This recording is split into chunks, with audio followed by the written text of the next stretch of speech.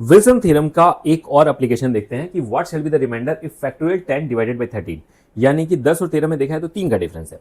जो शॉर्टकट है वो ये बोलता है कि 13 में से 1 माइनस कर दो, डिवाइडेड बाय 2 कर दो, 6 जो आएगा यही मेरा रिमाइंडर आता है हमेशा और हमेशा जब 3 का गैप हो और नीचे जो है प्राइम नंबर हो। यानी कि फैक्टोरियल 14 डिवाइडेड बाय अगर मैं 17 करूंगा, 17 पहला प्राइम नंबर है, 17 और 14 में डिफरेंस 3 का आ रहा है, यानी कि इसका रिमाइंडर अगर मैं बोलूंगा तो ये आएगा 17 माइनस 1 16 डिवाइडेड बाय 2, यानी कि 8 आना चाहिए रिमाइंडर।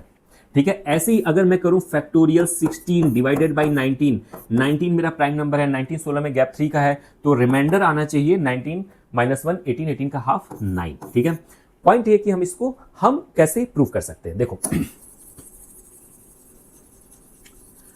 जिन्होंने मेरी विल्सन थ्योरम की पहली और दूसरी वीडियो नहीं देखी है, इसी सीरीज में जाके आप वीडियो जाके देख लो, क्योंकि उसमें पहले बेसिक थ्योरम है, उसके बाद जो है इस पे हम आ सकते हैं। देखो, जैसे कि मैं फैक्टोरियल 10 की बात करूं, मैं फैक्टोरियल 11 बाई 13 करता हूं तो रिमाइंडर आएगा 1।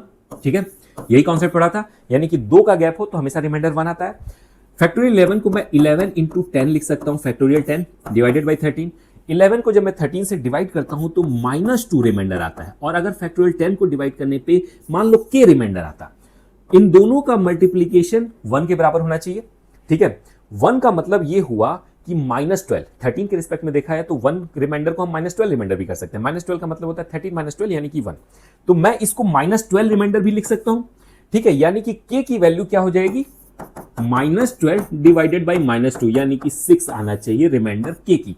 ये क्या था, फैक्टोरियल 10 को जब मैं 13 से डिवाइड कर रहा था तो रिमाइंडर था।